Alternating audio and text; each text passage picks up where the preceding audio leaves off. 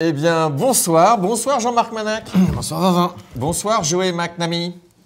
Bonsoir. Joey McNamee qui a la gentillesse de nous parler depuis Bruxelles, preuve que c'est une émission internationale, que la connexion va très bien ce soir, n'est-ce pas Jean-Marc? Ça se passe bien? Ouais. Je te laisse dans les mains de notre invité Joey McNamee.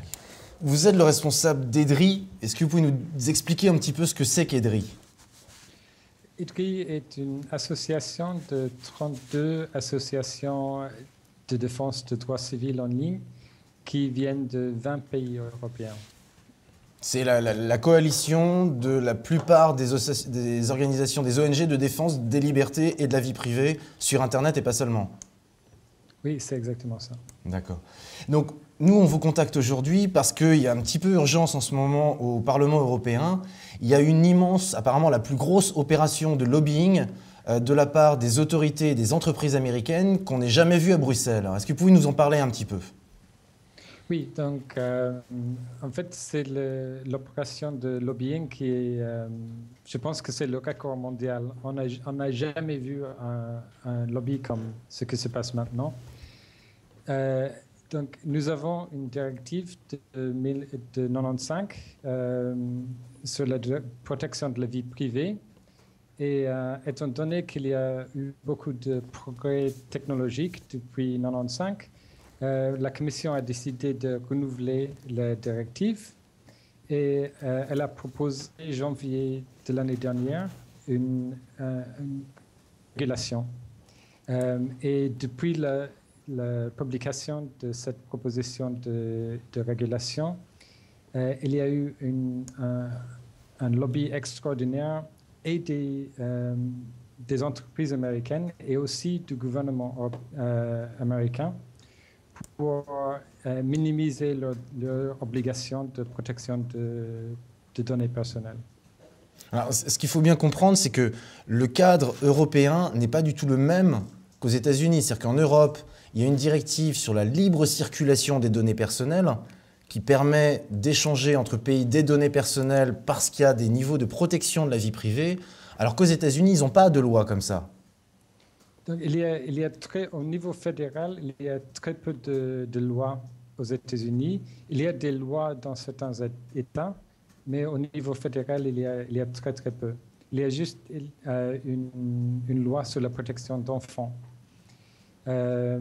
Et donc, en Europe, on veut protéger notre droit fondamental de protection de vie privée de façon plus compréhensive qu'aux États-Unis.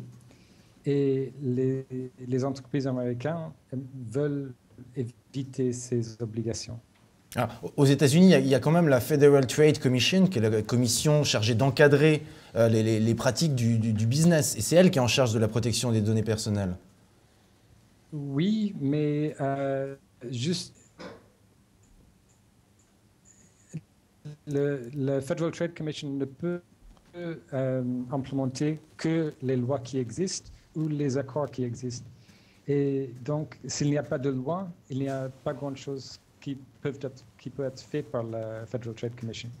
Donc, et aussi, donc, la Federal Trade Commission vise seulement les atteintes à la vie privée qui sont les plus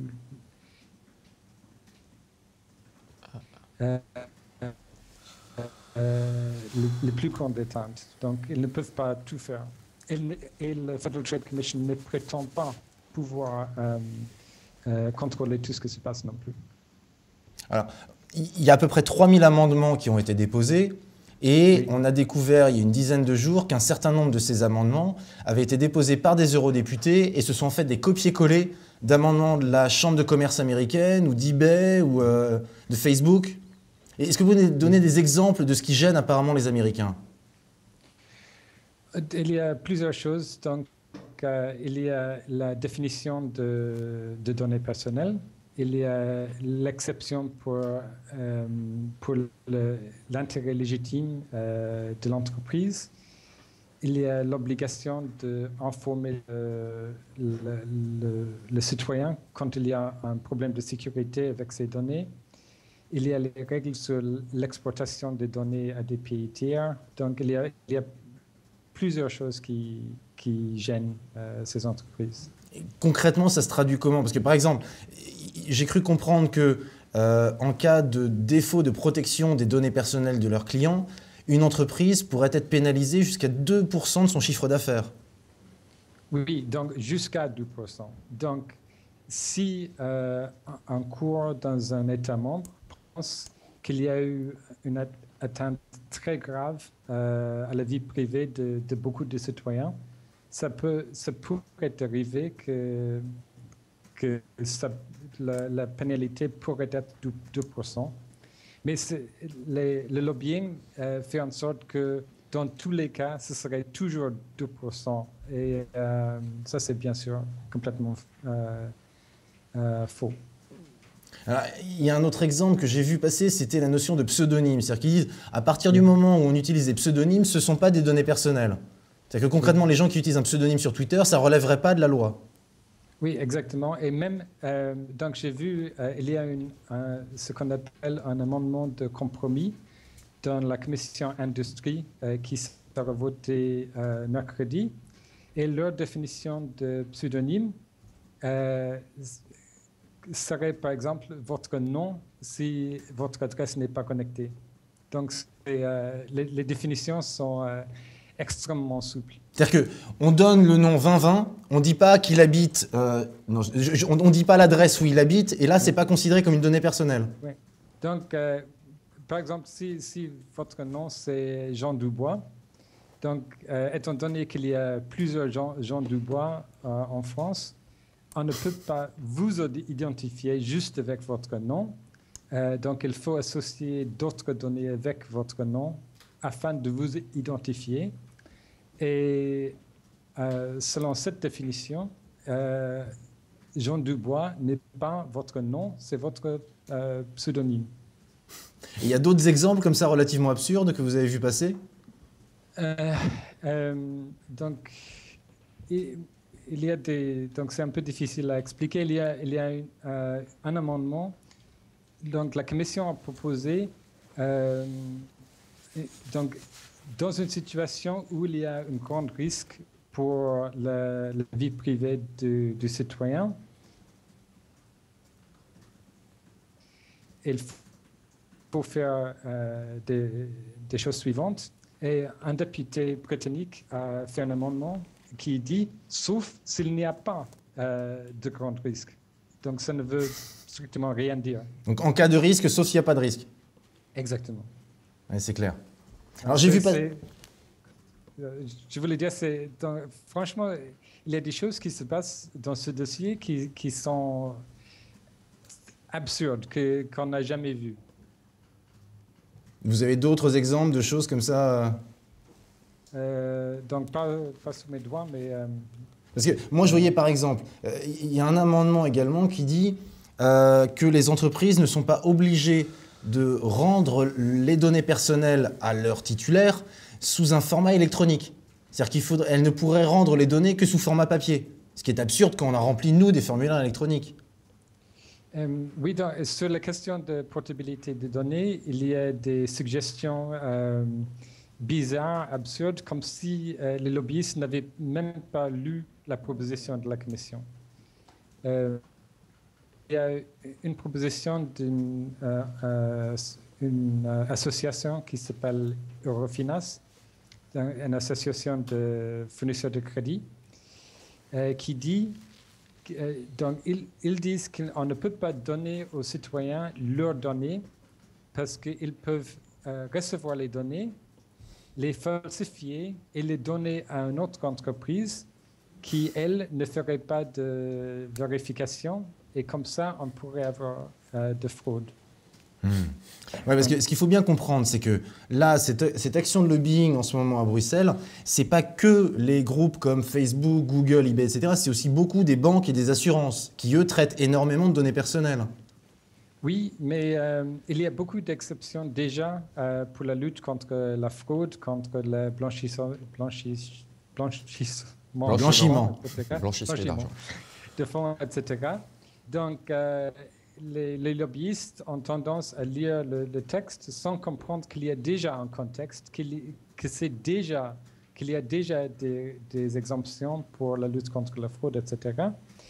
Et ils essayent de refaire des exceptions qui sont déjà dans la proposition, qui sont déjà dans la loi.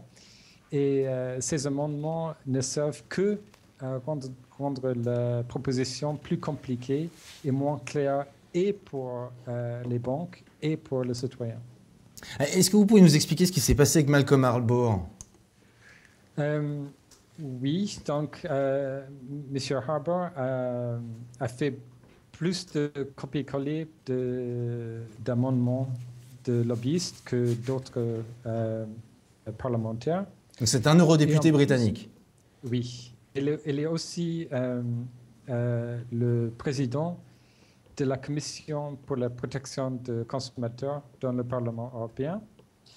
Et donc, il a pris beaucoup d'amendements qui ont été proposés par les lobbies et il les a proposés.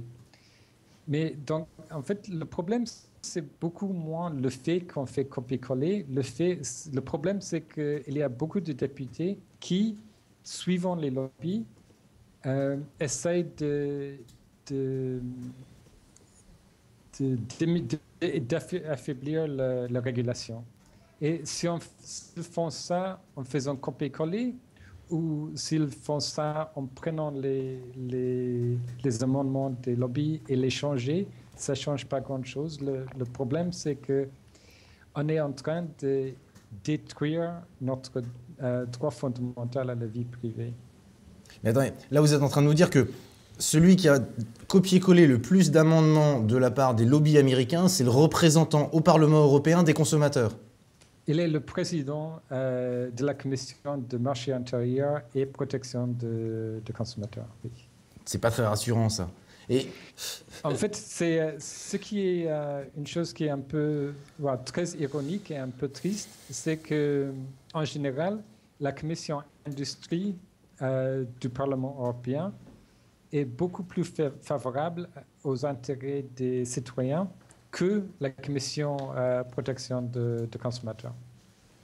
Alors, il y a un autre truc dont j'aimerais bien que vous nous parliez, c'est la prise de position publique du président de la CNIL britannique, qui est par ailleurs le vice-président du G29. Le G29, c'est le groupe de toutes les CNIL européennes. Oui. En fait, c'est difficile d'expliquer parce que c'est incompréhensible. Moi, je ne comprends pas, donc c'est difficile à expliquer comment quelqu'un qui a pour boulot la protection de la vie privée des citoyens en Grande-Bretagne, pourquoi il est presque devenu lobbyiste pour Facebook. Donc, ses positions et les positions des entreprises américaines se ressemblent beaucoup plus que sa position et la position de du CNIL, par exemple. Mais c'est pas très rassurant non plus. Et vous, comment vous pensez que ça va évoluer cette opération de lobbying? Ça va marcher? Ça va pas marcher? Qu'est-ce que... Donc, il y a plusieurs étapes et donc c'est un peu compliqué. Pour l'instant, il y a 4 commissions parlementaires qui vont donner leur avis sur la proposition. Donc, la commission marché intérieur et protection des consommateurs a fait son avis et c'est très, très mauvais pour les consommateurs. La commission industrie, c'est mercredi de cette semaine et pour l'instant, ça ne va pas très bien. La commission juridique, c'est dans 3 semaines et ça ne va pas très bien non plus. Et donc, après les 4 commissions qui donnent leur avis, c'est pour la commission liberté civile à donner l'avis définitif du Parlement. Et ça, ce sera quand? Ça sera probablement avril. Donc tout va se jouer d'ici le mois d'avril? Oui, mais en même temps, il y a le Conseil, donc les États membres sont aussi en train de prendre position. Et donc, on n'a pas beaucoup de chance parce que c'est l'Irlande qui a la présidence du Conseil actuellement. Et en Irlande, on a une approche, une politique pour la protection de vie privée qui fait en sorte que Microsoft et non pas Microsoft, Google et Facebook et LinkedIn ont tous choisi de se baser en Irlande. Mais Microsoft a aussi une importante... Enfin, l'armée française achète des logiciels à Microsoft Irlande. Oui, mais ils ont les contrats Microsoft, donc quelques contrats, c'est un peu compliqué, mais il y a des comptes, Microsoft est enregistré au Luxembourg, Et qui est pas magnifique non plus. Mais c'est quoi la spécificité de l'Irlande justement par rapport aux entreprises américaines et la protection des données personnelles? Donc, il y a deux choses. Premièrement, la directive est transposée en Irlande de façon minimaliste.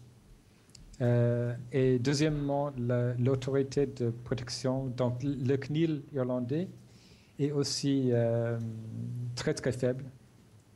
Donc, c'est et la loi et l'implémentation de la loi en Irlande qui sont faibles. J'ai une question, Monsieur McNamee, c'est l'autre 2020. Est-ce que la notion de vie privée n'a pas changé un peu? C'est-à-dire que là, on parle de droit à la vie privée qui est dans la constitution de chacun, mais enfin, la technologie a amené des telles choses que maintenant, chacun des citoyens s'expose et sa vie privée devient un peu publique. En quoi, tout d'un coup, il faut peut-être changer aussi cette façon de parler de vie privée, non? Non, en fait, ce qui est impressionnant dans le cadre législatif européen, c'est qu'il y a des principes qui sont dans la directive de 95, qui sont aussi valables aujourd'hui qu'il y a presque 20 ans. Donc c'est une question de sécurité, c'est une question de contrôle. Donc, si je donne mes données personnelles à une entreprise, je dois avoir le pouvoir de supprimer ces données si je veux, de changer les données s'ils ne sont pas correctes.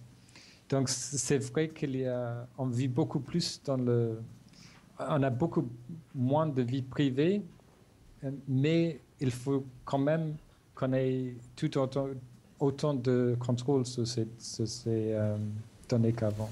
Mais parce que sinon, quel est le risque pour un citoyen moyen? Parce que là, il entend des histoires de Bruxelles, de directives, de régulations. Oui. Quel est, au fond, pour chacun de nous, le risque? Donc, si on prend un exemple assez simple. Dans la directive, il y a l'article 20 sur le profilage. Si c'est un mot en français. Profilage, ça veut dire oui, ça va, c'est oui. Bien. Okay. Donc, au niveau européen, il y a une loi sur l'utilisation de données de télécommunications, donc la directive sur la rétention de données. Il y a aussi de la législation sur la question de profilage sur base d'informations collectées par des lignes aériennes. Il y a aussi une loi sur les données bancaires. Donc, chaque fois qu'il y a beaucoup de données personnelles qui sont collectées par des entreprises, on finit par une loi européenne sur la réutilisation de ces données par les États. Donc, l'article 21 de la régulation dit que les États membres peuvent ne pas implémenter l'article 20 de la régulation. Donc, c'est un peu compliqué, mais ça veut dire en fait que les États membres peuvent, s'ils veulent, utiliser les données de profilage pour ses propres fins, donc pour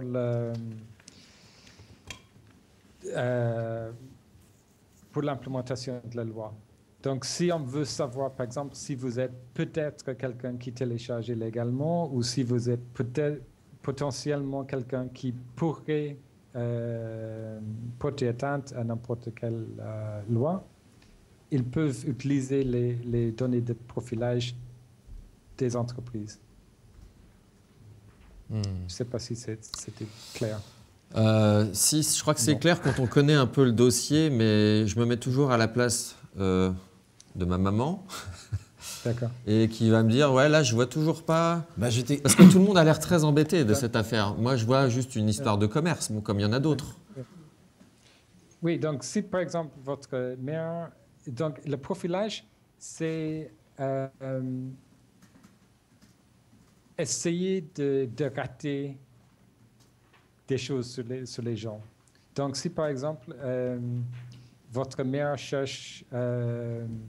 elle a mal à la tête ou mal à la gorge ou elle ne se sent pas bien aujourd'hui. Elle fait des recherches sur Google pour savoir un peu plus sur ces maux, ces maladies. Google peut s'imaginer que c'est quelqu'un qui est malade, qui peut-être il ne faudrait pas montrer des... sur l'assurance, par exemple, parce que si elle prend une assurance, ça peut être coûteux pour l'entreprise d'assurance. Donc, oui. Et en même temps, ça risque d'être coûteux pour l'entreprise d'assurance. C'est à ça que ça sert. Oui, non, mais je veux dire, d'accord. Mais il faut se rendre compte qu'avec le profilage,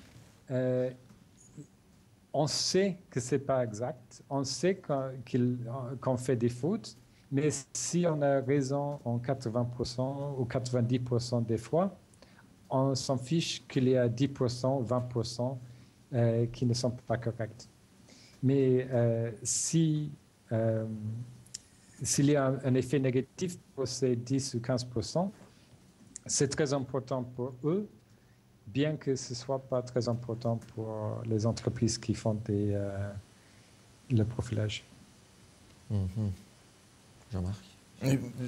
Pour répondre à ta question, c'est à partir du moment où il y a un représentant du commerce américain qui menace l'Europe de lancer une guerre commerciale contre l'Europe, c'est bien qu'il y a quelque chose qui est important là-dedans. Donc je ne sais pas si ça répond à ta question par rapport à ta maman, mais en tout cas, du côté des États-Unis. Et vous en pensez quoi justement de cette déclaration c'était John Rogers, qui est officier économique à l'US Foreign Service en Allemagne, qui a menacé l'Europe d'une trade war, d'une guerre commerciale.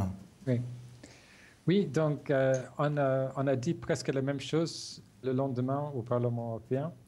Donc, les entreprises américaines veulent utiliser nos données comme elles veulent, quand elles veulent et si elles veulent.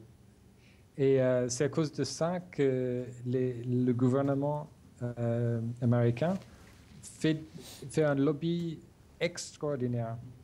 C'est un lobby qui a fait changer la régulation même avant la publication de cette régulation. C'est-à-dire qu'ils ont obtenu une copie inofficielle du texte environ 2 mois avant la publication. Et ils ont fait un lobby très, très fort à la Commission européenne. Et la Commission a dû changer la proposition avant sa publication. Donc, c'est la première fois que j'ai vu ça. Et si vous vous imaginez que c'était l'inverse, si vous imaginez qu'il y avait une proposition de loi aux États-Unis sur la protection des citoyens en Amérique et que la Commission européenne a fait un lobby à Washington qui a diminué cette protection, ce serait un scandale extraordinaire. Mais quand les États-Unis font la même chose ici, on ne remarque pas. Il y a quand même 18 ONG américaines qui ont écrit à l'administration américaine pour lui demander d'arrêter de s'immiscer dans la révision de la directive européenne. Oui. Il y a des gens aux États-Unis qui se battent pour nous. Oui, oui, c'est très important. Et le gouvernement américain, quand ils font de lobby ici, ils disent, leurs représentants disent des choses qui ne sont même pas vraies ici. Et sur leur loi et sur la proposition ici. Donc c'est très important pour les ONG américaines de venir ici et de dire c'est pas vrai. Vous avez des exemples comme ça de choses qui ne sont pas vraies, qui sont véhiculées? Donc donc un exemple, donc il y a eu un discours de l'ambassadeur Kennard, c'était en décembre. Il a dit qu'il y a un seul moyen d'utiliser des données personnelles selon la régulation, et c'est le consentement explicite. Et ce discours est toujours en ligne et c'est faux. Tout simplement, c'est pas correct. Il y a six possibilités pour utiliser les données personnelles, et une de ces 6 possibilités est le consentement explicite. Il a dit dans ce discours qu'il y avait Ça veut dire quoi, ça? qu'une possibilité. Il y a quelqu'un sur Twitter qui nous demande quid du differential pricing? C'est quelque chose qui est couvert par la proposition de révision? C'est pas la plus, Enfin, expliquez d'abord, si vous pouvez expliquer ce que c'est que le differential pricing.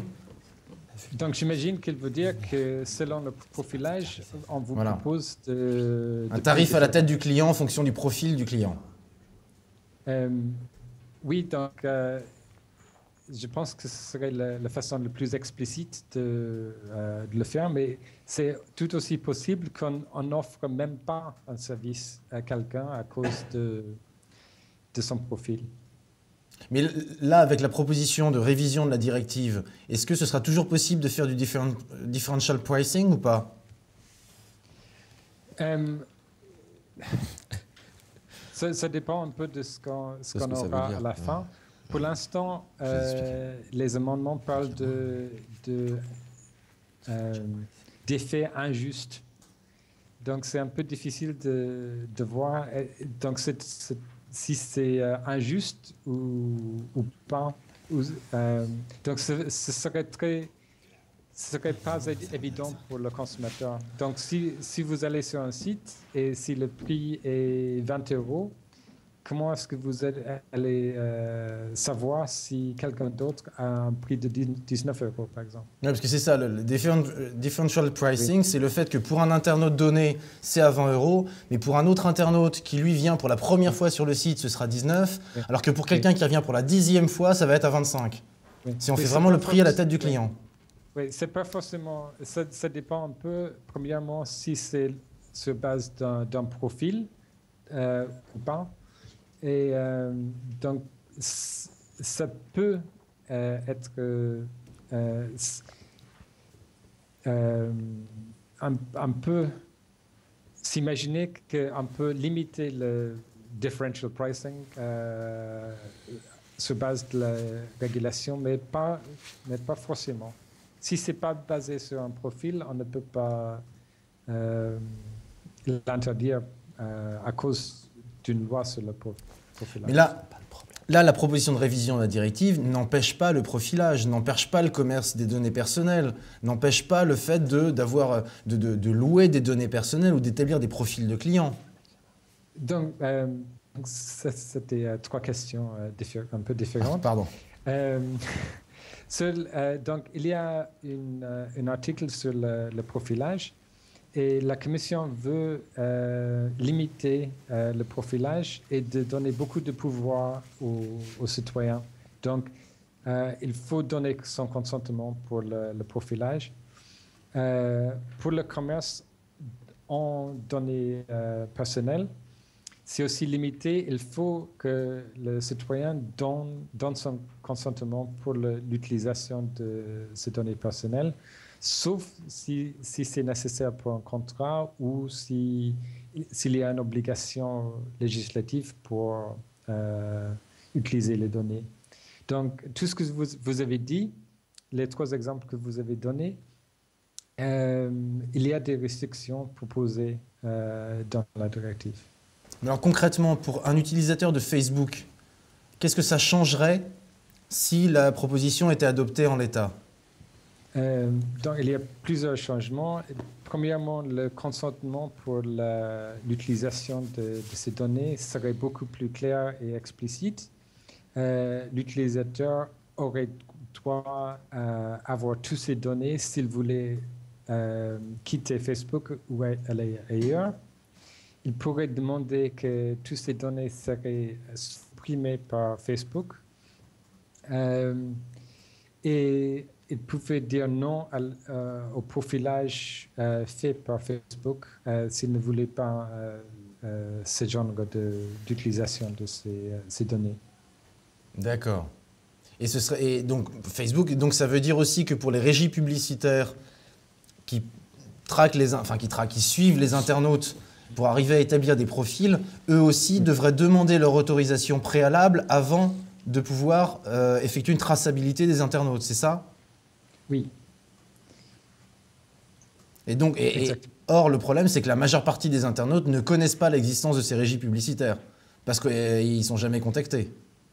Oui, en fait, c'est une des choses les plus ironiques dans toute cette histoire.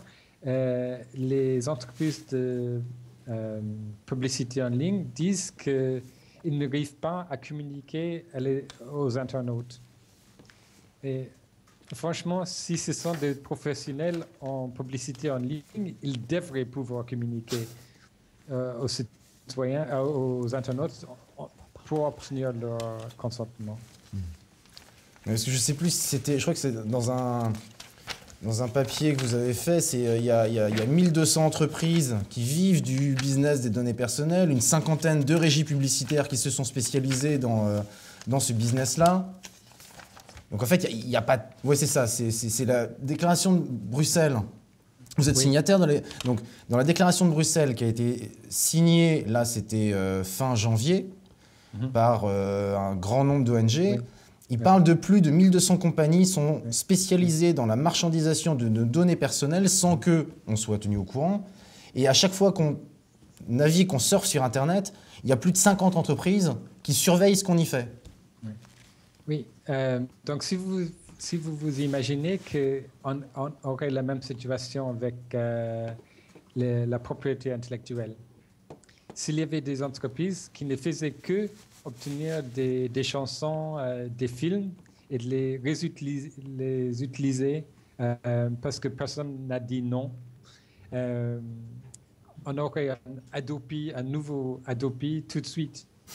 Donc c'est un peu étrange que si c'est une chanson, il est hors question qu'on l'utilise sans le consentement préalable du créateur. Mais si ce sont mes données personnelles, bien entendu, tout le monde peut utiliser mes données personnelles parce que pourquoi pas? Sans nous payer et sans nous demander notre avis. Exact. Et sur Twitter, on demande si cette volonté de régulation n'est pas une utopie. Donc, non. Donc, il y a la Convention européenne, il y a le Charte de droits fondamentaux en Europe.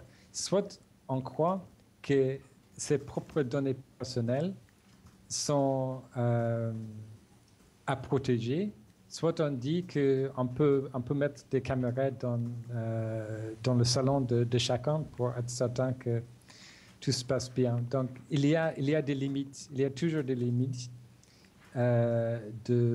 jusqu'à quel point on peut porter atteinte à notre vie privée.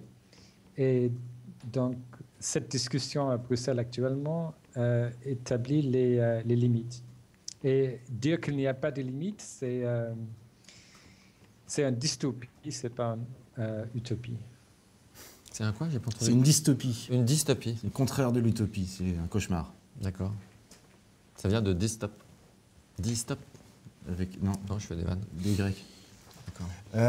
Et juste, ce que vous réclamiez dans la déclaration de Bruxelles, grosso modo, c'est quoi?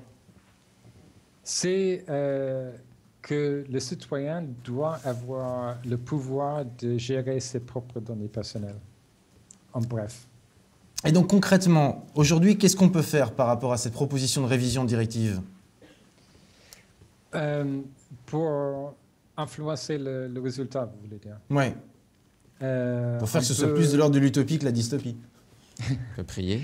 Donc, cette semaine, on peut contacter les députés qui sont membres de la commission industrie.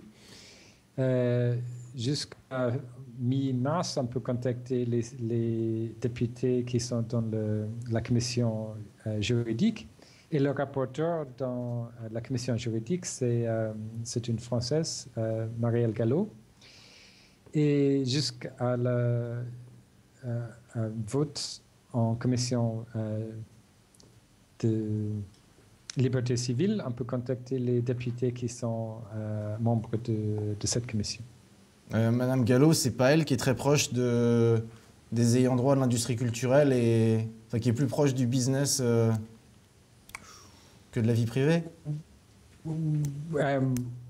Elle a toujours eu beaucoup d'intérêt pour la protection de propriété intellectuelle. Et donc, c'est un peu intéressant exactement pour cette raison. Donc, il y a les données personnelles et les données qui sont protégées par la propriété intellectuelle. Et elle doit trouver une protection de données personnelles qui ne contredit pas ce qu'elle dit à sujet de données protégées. Elle s'est exprimée déjà sur ces questions? Donc, elle dit qu'il faut trouver un équilibre, ce qui n'est pas faux. Elle a fait son travail très, très bien, donc elle ne s'est pas contredit. C'est assez impressionnant. Donc, tout ce qu'elle a fait sur ce dossier ne contredit pas le fait qu'elle veut avoir beaucoup plus de protection pour la propriété intellectuelle. J'ai une autre question. Comment vous expliquez que les gens ont l'air de ne pas s'y intéresser à ce problème, comme si c'était secondaire? Il y a plusieurs raisons. Je pense que c'est extrêmement compliqué, d'abord. Deuxièmement, on ne voit pas le problème. Donc, on ne voit le problème que quand on a eu un problème, quand c'est trop tard. Et troisièmement, ce n'est pas simplement une question de oui ou de non. Donc, dans ACTA, par exemple, on a dit non. C'est très facile. Mais pour la régulation a plus que 90 articles. Donc, dire oui, on aime 47, mais on n'aime pas trop 22, et les autres, on s'en fiche, c'est beaucoup plus compliqué. Donc, je pense que c'est ça. C'est simplement beaucoup plus compliqué et beaucoup plus subtil qu'ACTA, par exemple. Est-ce que vous êtes au courant du PIFON lancé par la Quadrature? Oui. Vous pouvez expliquer un petit peu ce que c'est pour que les gens qui ne connaissent pas... Donc, PIFON donne la possibilité de téléphoner aux parlementaires européens gratuitement, ce qui est déjà bien. Et deuxièmement, le PIFON fait le choix de députés automatiquement sur base de l'importance des députés dans les discussions actuelles. Donc, PIFON fait le choix pour vous et paie la communication. Donc, c'est très intelligent comme idée. Et donc, les gens qui veulent alerter les eurodéputés, donc ils peuvent téléphoner grâce au PIFON. Et après, il faut dire quoi? C'est quoi ce que vous réclamez? J'ai plein de vannes. Il faut ne pas réduire les protections qui ont été proposées par la Commission parce que en général, ce sont ce qui a été proposé par la Commission, c'est pas révolutionnaire, c'est pas quelque chose de complètement nouveau. C'est simplement une modernisation de ce qui existe déjà. Donc sur les détails,